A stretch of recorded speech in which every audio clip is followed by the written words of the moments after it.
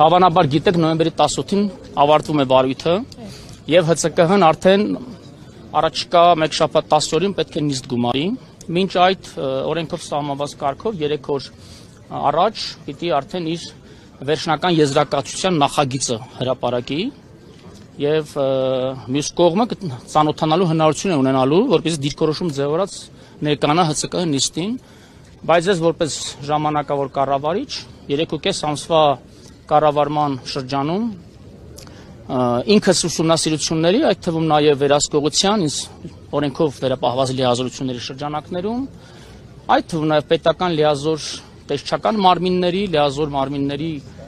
վերահսկողական եւ ստուգողական նաև գործիքակազմերի կիրառման արդյունքում վեր եմ հանել շուրջ 10 հիմնավոր պատճառներ, որոնց հիմամբ օրենքով սահմանված կարգով հավանական եմ համարում, որ ՀԵՑ-ը կզրկվի իր լիցենզիայից։ Դրանից հետո արդեն ՀԵՑ-ի հետագա ճակատագիրը կկանխորոշվի ՀՑԿՀ ընդունած որոշումից բխող մյուս իրավակարգավորումներով։ Այդ մոտ մեկ տասնյակ իրավախախտումներից ամենաակնառուներից մատնանշեմ արժանահավատության, տվյալների հաշվետվությունների արժանահավատության ուրեմն խնդիրը, որը որ տարիների վեր խեղված է եղել եւ ոլորտը կարգավորող սահմանադրական լիազոր մարմին հանդիսացող հանրային ծառայությունը կարգավորող մարմնին ՀԵՑ-ի կառավարիչներն ու ղեկավարները տևական ժամանակ պարզապես կեղծ հաշվետվություններ են ներկայացրել։ Ինչը ուղղակիորեն նաև ազդել է սակագնի ձևավորմանը։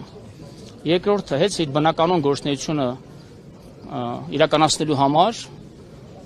իր կողմից իրականացվող գնումների, մատակարարումների, ձեռքբերումների գործընթացները արել է խիստ կողմնակալ, խտրական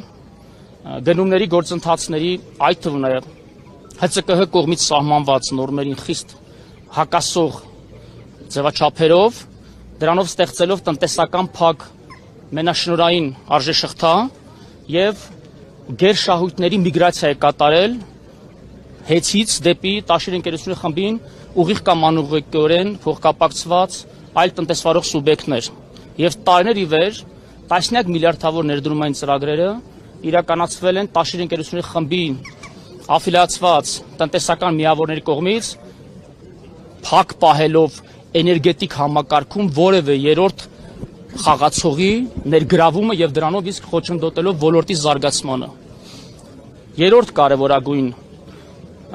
խնդիրը կարելի ասել, դա մեր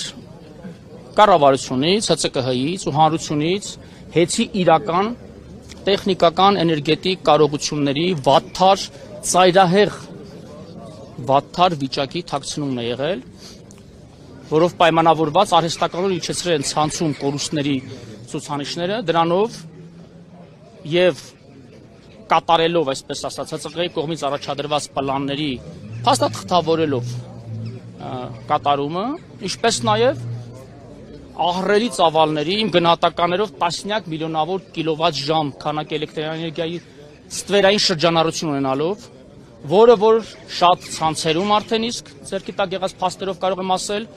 մոնետիզացրել են տնտեսության տարբեր ճյուղերում, դրանով ունենալով ահռելի ստվերային շրջանառություն։ Բոլոր այս մատնանշված փաստերով այս պահին նախաձեռնված են քրեական վարույթներ, շուրջ 1.5 տասնյակ քրեական վարույթ կա նախաձեռնված հակակոռուպցիոն կոմիտեում եւ քննչական կոմիտեում նախաքննություն է իրականացվում։